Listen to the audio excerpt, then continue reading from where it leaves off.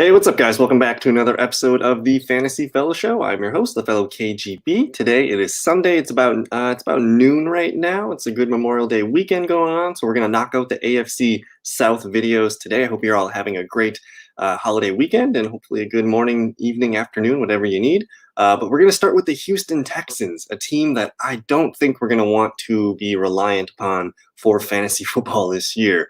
We're going to start with the new head coach, David Cully. Let me pull him up on his Wikipedia page and I'll kind of tell you guys where he's been. He just came from Baltimore. He was their wide receivers coach there. So he's 65 years old.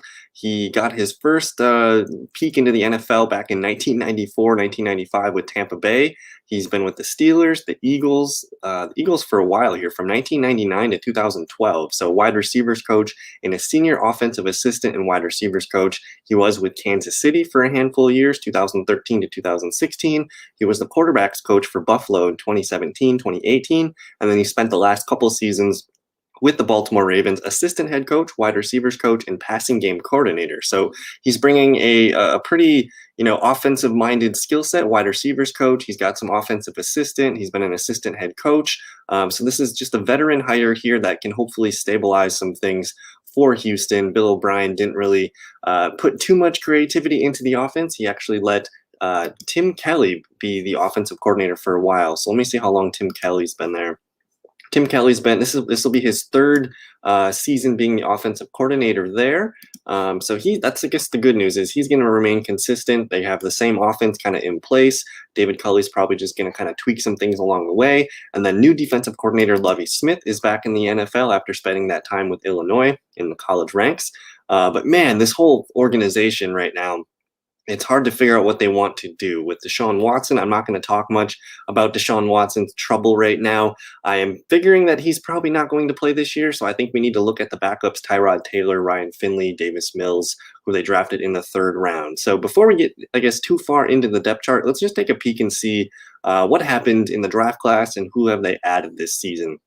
So, of course, they didn't have a first or a second round pick this year with all the moves that they have been making. But their first overall pick of the draft was round 3, pick 3. They get the quarterback Davis Mills out of Stanford, who I actually liked. He was probably one of my favorite sleeper quarterbacks. He's still pretty raw, hasn't started too many games at the college level. But you're getting a really good project quarterback here who could be, if anything happens with Watson or who knows, maybe Watson gets moved. Davis Mills could be their future starter. So this is a really good pick in the third round. They come back in the third round and get wide receiver Nico Collins out of Michigan, who I'm hearing really good things. Brandon Cooks had some really nice things to say about him the other day. They also added tight end Brevin Jordan in the 5th round out of Miami, really athletic tight end. He plays like like the basketball style tight end. They go up and get it, kind of make those rebound type catches. And then they finished the draft with 2 defensive pieces, linebacker Garrett Wallow out of TCU and defensive tackle Roy Lopez out of Arizona. So not an overwhelming, awesome draft class, but Mills, Collins, and Brevin Jordan could be pieces that stick around with this team forever. So we'll be watching these guys and how they get integrated into the preseason. Now look at this notable additions list here. A lot of players that they added. Of course, they did lose some big ones. J.J. Watt, Will Fuller, and then Duke Johnson, who I don't think Duke has signed with anybody yet. I just don't think he's going back to Houston. So J.J. Watt, Will Fuller are gone. And then look at this list of players that they added. Linebacker Kevin Pierre-Louis, cornerback Terrence Mitchell, linebacker Jordan Jenkins, quarterback Tyrod Taylor. They did have Ryan Finley for a little bit, but I don't think he's there right now. Let me look up Ryan Finley real quick. Yeah, he's a free agent. I thought he signed with the Texans, but maybe that fell through. So we'll go back to here. So we're going to cross off Ryan Finley. And I think they have Jeff Driscoll now, so I'm going to update that. They got a couple of pieces on offense here. Wide receiver Andre Roberts, Philip Lindsay, and Mark Ingram. Cornerback Tavier Thomas. Guard Justin McCray, cornerback Desmond King, linebacker Christian Kirksey, wide receiver Chris Conley. So they added a ton of veteran players to this very young team, and it should be a nice overhaul in injecting some talent into the roster. But we don't expect this team to win too many games, maybe 2 or 3 at the most, maybe 4 if we get a little crazy with the 17-game season. So you see just a ton of additions, a handful of big losses with Watt and Fuller, and then potentially not having Desean Watson this season. So what does this depth chart look like here? So, of course, we have Desean Watson kind of penciled in at the top, but I'm expecting Tyrod Taylor to start maybe the majority of this season. Ryan Finley, let me hit the update page on that because I think I did update that. Yep, so Jeff Driscoll is the number 2, and then we'll see if Davis Mills can get in this season. The way I projected it, I think I gave Tyrod Taylor 9 games, maybe Jeff Driscoll 4 or 5, and then Mills probably the back 4 or 5 games as well. The running back room actually looks pretty good with David Johnson, and a veteran Mark Ingram, but Phillip Lindsay there too. So I still expect David Johnson to lead this backfield in touches, but he's going to be, the running attempts is going to be split between these guys. But I still think David Johnson's going to have the best wide receiver value. We do expect this team to be down in the majority of games that they're playing in this year. So I still kind of like. I know it's not a great fit, not a great team. But for fantasy, we're going to care about David Johnson getting some PPR touches. So let me actually go. Let's go look at where he finished last year amongst running backs. We'll go to PPR. So last season, David Johnson finished as running back 21. So that's a full season with Desean Watson. Now he only played in 12 games, but when he did play in those games, he was averaging 15.1 fantasy points per game. So let me see where he finished on a points per game basis. So still running back 17. I mean, he's got a chance to finish as a top 25 running back just on volume alone. He caught 33 passes, 314 yards, and 2 touchdowns. So he still has it there. He did rush for 691 yards and 6 touchdowns. So we'll see if the touchdowns are going to be there, but I do expect the volume. 147 rushing attempts and 33 catches. That's 180 total touches. So there should be some use for him in fantasy leagues as a running back 3, maybe a flex. But Mark Ingram, not interested in drafting him. Phillip Lindsay, maybe it would take an injury for David Johnson. But the point is, they have a nice deep running back stable here. They still have Buddy Howell, Scotty Phillips, and Dontrell Hilliard, who I think they snagged from the Cleveland Browns. But I don't know how much we're going to want to use David Johnson. It depends if he falls, in the draft a little bit. I think he could be a fringe running back 2, running back 3. And then we're going to go look at the receivers here. You got Brandon Cooks and Randall Cobb at the top.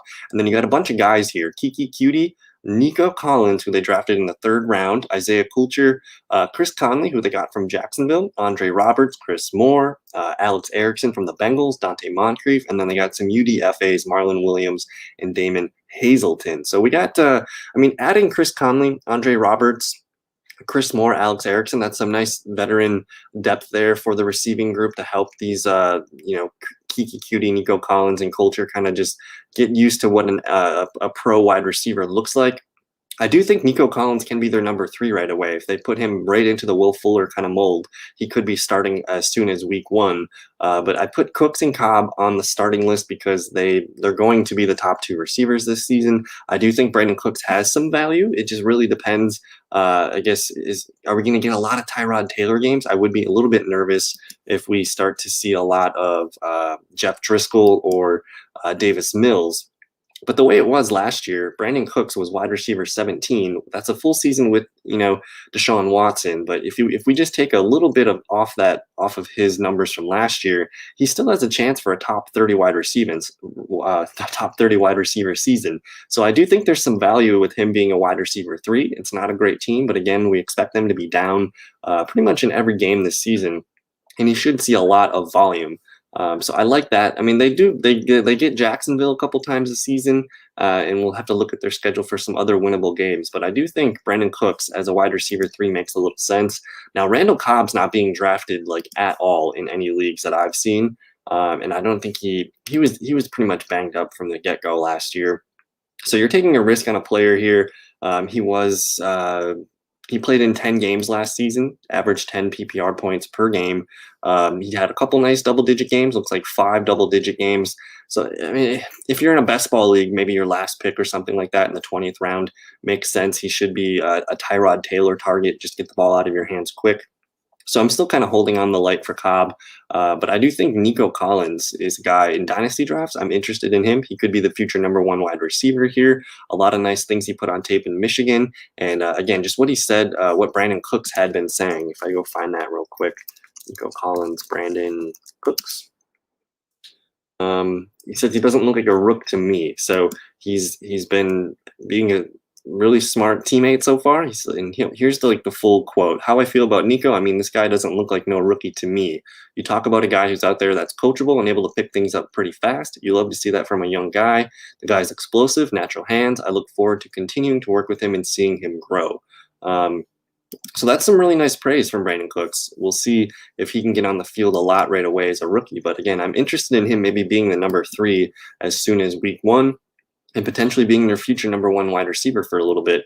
But as far as drafting these guys, again, I think Brandon Cooks is really the only guy that I think should be useful for wide receiver 3 purposes. And then we'll watch for Nico Collins in the dynasty drafts. And then the tight end room, you got Jordan Akins, Pharaoh Brown, Kahale Warring. There's Brevin Jordan from the 5th round.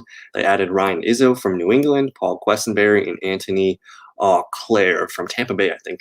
But Jordan Akins was their leading tight end last season. He was a little bit inconsistent, and he did have to split time with, what was his name? Darren Fells. Darren Fells was the number 2 tight end there. But the way it was, Jordan Akins was 25 last year. He only averaged 6.4 points per game. Let me click on Jordan Akins. And now that Darren Fells is out of the picture, we could see him spike up a little bit. He did have a career high 37 catches last season, 403 yards and only 1 touchdown. But if he starts getting more touchdown opportunities, he could be a pretty nice sneaky player. So he had 10 games of over double digits last season. He's an interesting, best ball late dart there for purposes as like your tight end 2 or 3. We'll see what happens there, but we'll see. Again, I'm not really excited to draft Houston Texans on my team this year, but if you needed someone deep in a best ball league, I could see Jordan Akins. I could see Randall Cobb, Nico Collins. All guys, again, we talked about the Texans are going to have to throw the ball this year, and some of these guys could benefit, especially if there's injuries to Randall Cobb or Cooks or something that could push a guy into more of an expanded role. So let me just pull up my projections real quick for what I got Houston. Again, I already said I got Tyrod Taylor maybe playing 9 games, Jeff Driscoll maybe 5, and then maybe 4 or something for Davis Mills. Or maybe it was 8, 5, and 4. But I still have David Johnson being the leading back here, 147 PPR points. I'm not sure where that would have put him last season. But 125 carries, 535 yards, 4 touchdowns, 36 catches, 275 yards. I could probably actually boost those yards up a little bit. That's kind of below his average. But Brandon Cooks still a leading wide receiver. Cooks had a really nice year last year, 1,150 yards and 6 touchdowns. This season, I gave him 925 and 5. Again, these are just preliminary numbers. That's where I'm starting from. They'll get tweaked as we see more things from camp. Jordan Akins, though, I gave him 40 catches, 445 yards, and 3 touchdowns. That would be a career season in receptions, yards, and touchdowns. So we'll watch for that. But yeah, there's not too much you guys want to be using for Houston this year. It's unfortunate. But I don't know, brighter days could be ahead as they start getting their draft picks back, and this program could get turned around. They have a couple guys that could stick around. Again, we like the picks of Davis Mills. We like Nico Collins. We even kind of like Brevin Jordan maybe for the future. So there's a lot to watch here, but it's just not going to happen this season. So that's going to do it for the Houston Texans 2021 Fantasy Football Preview. If you guys want to check out the other videos I've got, I have the AFC East and the NFC East done. I have the NFC North and the AFC North done as well. Today we'll be knocking out the AFC South. So stay tuned for those videos. We'll see you guys in the next one. Thanks. Peace.